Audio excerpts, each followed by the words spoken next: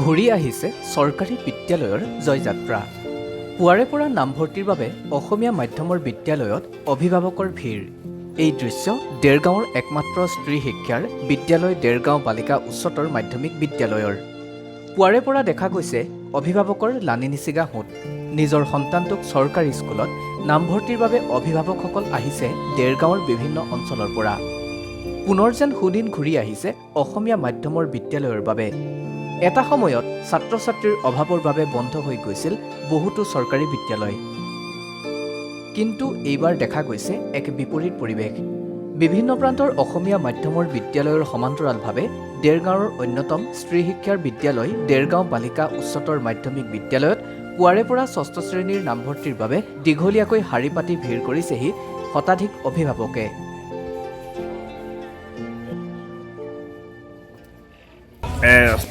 মই সৌভাগ্য, এই বিদ্যালয়খনৰ এটা সুনাম আছে বুলি মই আগৰ পৰাও জানিছিলোঁ, আৰু ইয়াৰ বিদ্যালয়ৰ যিটো প্ৰশাসনিক ব্যৱস্থা সেইটো যথেষ্ট উন্নত বুলি মই জানো। সেইকাৰণে মই ভাবিছোঁ যে আজিকালি বিদ্যালয়বিলাকত যিটো ৰেষ্ট্ৰিক্টেড যিটো থাকিব লাগে সেইটো আজি বহুত দিন তেনেকুৱা বিদ্যালয়বিলাকত দেখা পোৱা নাযায়। সেইকাৰণে আমি ভাবিছোঁ যে দায়বদ্ধতাটো যথেষ্ট আছে। ছাত্ৰ ছাত্ৰীসকলৰ আৰু শিক্ষক অভিভাৱকৰ এটা সমন্বয় নিশ্চয় দেখা পাইছোঁ, আৰু সেইকাৰণে সেই আশাৰেই যে তেওঁলোকৰ ভৱিষ্যতৰ কাৰণে মোৰ ছোৱালীজনী ইয়াত আচলতে এডমিশ্যন কৰে। আমি নিজেওতো চৰকাৰী স্কুলতে পঢ়িছিলোঁ, তাৰ পৰাই ডক্টৰ হ'লোঁ। তেতিয়া চৰকাৰী স্কুলবিলাক ভাল অৱস্থাই আছিলে, মাজতে কিবা বেয়া হৈ গৈছিলে, তেতিয়া আমাৰ উপায় নাছিলে। সেইটো কাৰণে ব্যক্তিগত মাধ্যমত ব্যক্তিগত খণ্ডত দিছিলোঁ। তেতিয়া দেখিলোঁ যে আকৌ আগৰ নিচিনা হৈ গৈছে, আগতকৈ বেছি ভালহে হৈছে। বিশেষকৈ টেটৰ পাবলগীয়াসকলে চৰকাৰী স্কুলত পাইছে, আৰু ইনফ্ৰাষ্ট্ৰাকচাৰবিলাকো দেখিছোঁ ইয়াত বহুত ভাল। আৰু আমি ৰেকৰ্ডো যদি চাওঁ, ৰিজাল্টৰ ফালৰ পৰা চব ফালৰ পৰা ভাল, আৰু এক্সট্ৰা কাৰিকুলাৰ যিখিনি আছে সেইখিনিও ভাল। গতিকে চবেইতো বিচাৰে নিজৰ ল'ৰা ছোৱালীকেইটাই এখন ভাল ইনফ্ৰাষ্ট্ৰাকচাৰ থকা, ভাল ষ্টাফ থকা, চব ফালৰ পৰা সুবিধা থকা এখন স্কুলত দিবলৈ। আৰু বিশেষকৈ আৰু এটা বহুত দৰকাৰী কথা, মই নিজেও চিকিৎসক, ছোৱালীৰ কাৰণে আজিকালি মেনষ্ট্ৰুৱেল হাইজিনটো এটা বহুত ডাঙৰ কথা, তাৰমানে নেশ্যনেলি এটা ৰাষ্ট্ৰীয় পৰ্যায়ত আলোচনা হৈ থকা কথা। গতিকে টয়লেটটো এটা বহুত ডাঙৰ কথা, এইটো ইগন'ৰ কৰিবলগীয়া কথা নহয়, অৱজ্ঞা কৰিবলগীয়া ছোৱালীৰ কাৰণে। গতিকে এনেকুৱা যাতে নহওক যে কোনোবা স্কুলত আজি মেনষ্ট্ৰুৱেশ্যন হৈ থকাৰ কাৰণে কোনোবা ছোৱালী সেই সুবিধা নথকাৰ কাৰণে স্কুল ক্ষতি কৰিব লগা হৈছে। কাৰণ আমিও আমাৰ সময়তো সেইটো আমি অসুবিধা পোৱা নাছিলোঁ, আমাৰ সময়ত চৰকাৰী স্কুল ভাল আছিলে। গতিকে সেই বস্তুটো কিছুমান ব্যক্তিগত মাধ্যমত ব্যক্তিগত খণ্ডত কিন্তু সেই সুবিধাটো নাই। সেইটো এটা কাৰণ মই মোৰ ছোৱালীজনী ইয়াত অনাটো। আৰু বাকীখিনিতো আছে, বাকী ষ্টাফ ভাল, এখন ঐতিহ্যমণ্ডিত স্কুল। সেয়াই আচলতে আমাৰ এই নতুন বৰ্ষ আমি 1 এপ্ৰিলৰ পৰা আমাৰ আৰম্ভ হ'ব। আমি আজি প্ৰথমতে আমি ষষ্ঠ শ্ৰেণীৰ কাৰণে আমি যি ইতিমধ্যে আমাৰ ফৰ্ম দিয়া হৈ গৈছে। এতিয়া আমাৰ 100ৰো অধিক, প্ৰায় 120খন ফৰ্ম আমাৰ পৰা নিছে ক্লাছ 6ৰ কাৰণে। আজি আমি অকল 6ৰ কাৰণে আমি এটা নামভৰ্তিৰ কাৰণে এটা আমি মৌখিক বাছনি পৰীক্ষা এটা আমি অনুষ্ঠিত কৰিছোঁ। যিহেতু আমাৰ মেট্ৰিক পৰীক্ষা এতিয়া বৰ্তমান শেষ হোৱা নাই, সেইকাৰণে আমি 9ৰখিনি আজি আমি পাতিব নোৱাৰিলোঁ। আমি ভাগে ভাগে পাতিছোঁ, আজি 6ৰখিনি আমি পাতিছোঁ। এতিয়া আমাৰ এটা সমস্যাৰ সৃষ্টি হৈছে যে আমি 6ত আমাৰ 80টা ছিট আছে, কিন্তু আমাৰ এতিয়া 120ৰো অধিক আমাৰ ফৰ্ম ইতিমধ্যে জমা দিছেহি।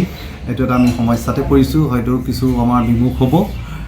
এতিয়া বহুত দূৰ দূৰণিৰ পৰা ছাত্ৰীসকল আহিছে, অভিভাৱকসকলে যথেষ্ট আশা কৰি আমাৰ বিদ্যালয়লৈ আহিছে। আৰু আপোনালোকে জানে যে আমাৰ বিদ্যালয়ৰ এটা গৰিমা এটা আছে পূৰ্বৰ পৰা। সকলো ক্ষেত্ৰতে হওক, বিদ্যায়তনিকেই হওক, সহবিদ্যায়তনিকে দিশতে হওক, আমি যৎপৰোনাস্তি আমি ছাত্ৰীসকলৰ উন্নতিকৰণে আমি চেষ্টা চলাই আছোঁ।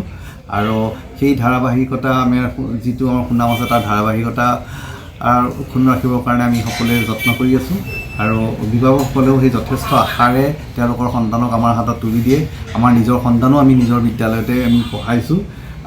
এতিয়া কথা হ'ল কি, আমাৰ এতিয়া ক্লাছ 6ত আমাৰ 2টা ছেকশ্যনত আমি 80গৰাকী, খুব বেছি আমি 85গৰাকী ছাত্ৰীক আমি নামভৰ্তি কৰাব পাৰিম, আৰু হয়তো কিছু বঞ্চিত হ'ব। আৰু 9ম শ্ৰেণীত আমাৰ আৰু এটা সমস্যা হৈছে, 9ম শ্ৰেণীত আমাৰ ইতিমধ্যে 2টা ছেকশ্যন আমাৰ সম্পূৰ্ণ হৈ আছে। আমি এটা ছেকশ্যনৰ কাৰণে নতুনকৈ নামভৰ্তি কৰাব পাৰোঁ, কিন্তু 9ম শ্ৰেণীতো আমাৰ এতিয়া 100ৰো অধিক আমাৰ ফৰ্ম ইতিমধ্যে ছাত্ৰীয়ে জমা দিছে। আমি অহা 28 তাৰিখে তেওঁলোকৰ বাবে এটা আমি লিখিত পৰীক্ষা অনুষ্ঠিত কৰিম, আৰু তাৰ পৰা আমি অতি বেছি আমি খুব 45গৰাকী ছাত্ৰীকহে আমি ল'ব পাৰিম।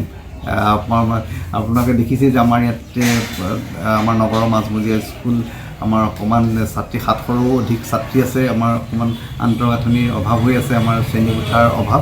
সেইকাৰণে আমি 9ত আমাৰ 3টা শাখা আছে, দশম শ্ৰেণীটো 3টা শাখা আছে। আমি এতিয়া এটা শাখাৰ কাৰণে আমি ছাত্ৰীক আমি এডমিশ্যন দিব পাৰিম, কিন্তু বাকীসকল হয়তো কিছু ছাত্ৰী বঞ্চিত হ'ব। আমি যৎপৰোনাস্তি চেষ্টা কৰিছোঁ যিমান পাৰি আমি তেওঁলোকক বঞ্চিত নকৰিবৰ বাবে, কাৰণ এতিয়া এটা শুভ লক্ষণ দেখা যায়, দিনক দিনে আমাৰ চৰকাৰী স্কুলৰ প্ৰতি আমাৰ অভিভাৱকসকলে আকৰ্ষণটো বৃদ্ধি পাইছে। মাজতে আমাৰ কিছু চৰকাৰী বিদ্যালয়ৰ অৱস্থা অকণমান মানে অভিভাৱকসকল বেচৰকাৰী বিদ্যালয়ৰ প্ৰতি মানে ধাউতি বেছি বাঢ়িছিলে, কিন্তু এতিয়া আকৌ দেখা গৈছে যে আমাৰ চৰকাৰী বিদ্যালয়ৰ প্ৰতি অভিভাৱকসকল মন মেলিছে। তেওঁলোকৰ যথেষ্ট সংখ্যক এতিয়া এইবাৰে আমি দেখিছোঁ যথেষ্ট সংখ্যক বেচৰকাৰী বিদ্যালয়ৰ পৰা আমাৰ বিদ্যালয়লৈ ছাত্ৰীসকল আহিছে। আমি আশা কৰিছোঁ যে অভিভাৱকসকলে যিটো আশা লৈ আমাৰ বিদ্যালয়লৈ আহিছে, আমি সেই আশা 100% পূৰ্ণ কৰিবলৈ আমি